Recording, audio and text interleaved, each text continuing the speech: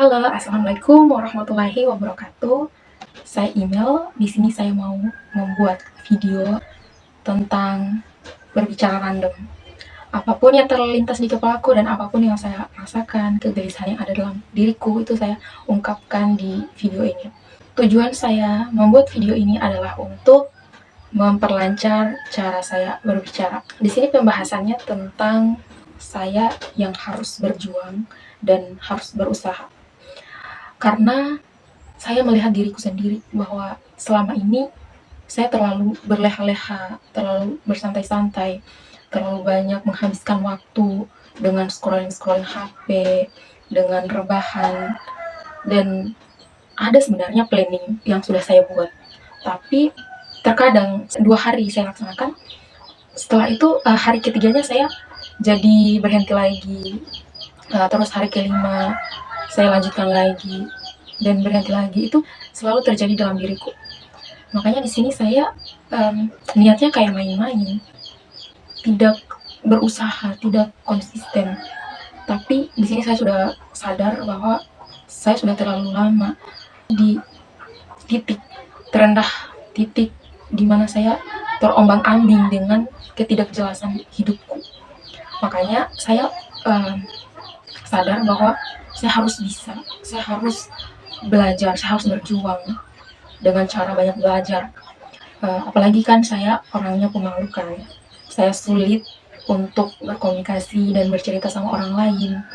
Ketika saya ketemu dengan orang baru ataupun orang yang saya kenal, ketika saya sudah di hadapan mereka, itu saya jarang untuk bercerita sama mereka karena saya takut, malu, dan ada di dalam pikiranku itu bilang bahwa saya tidak bisa merangkai kalimat bercerita. Saya tidak bisa bercerita sama mereka karena mungkin jarangnya bercerita.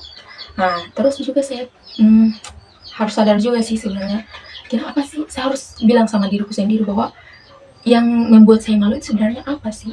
Terus saya mendapatkan jawaban-jawaban bahwa yang membuat saya malu ternyata yang pertama karena saya belum terbiasa dengan bertemu banyak orang. Saya belum terbiasa bercerita sama orang. Maka solusinya adalah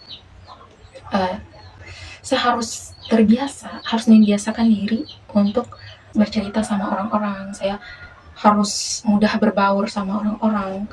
Kalaupun misalnya saya jarang keluar rumah, itu saya harus biasakan untuk keluar begitu, menyapa orang-orang yang di sekitaran rumah, tetangga.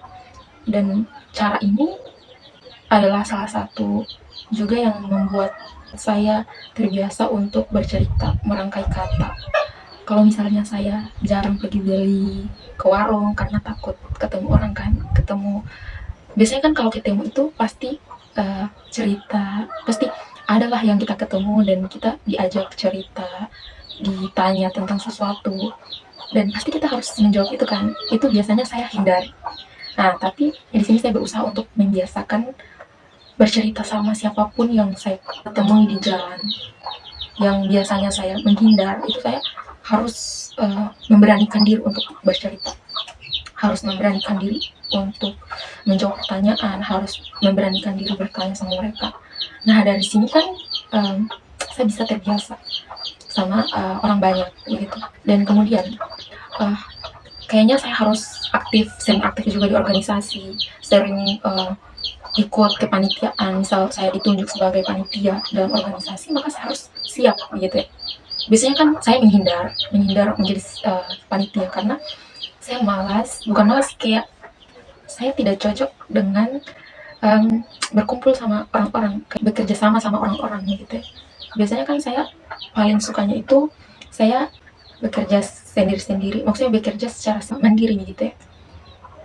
Saya tidak terbiasa untuk menyelesaikan suatu permasalahan itu dengan orang-orang. Biasanya kan kalau di organisasi itu kita dituntut untuk bekerja sama gitu. Tapi saya tidak suka hal itu. Tapi di sini saya benar-benar ingin merubah diriku untuk aktif dalam organisasi. Entah itu ditunjuk sebagai panitia ataupun berkomunikasi sama orang-orang yang saya temui di jalan. Kemudian yang kedua yang membuat saya malu apa sih? Setelah saya mencari tahu lagi, yang membuat saya malu itu adalah karena saya tidak pandai merangkai kata.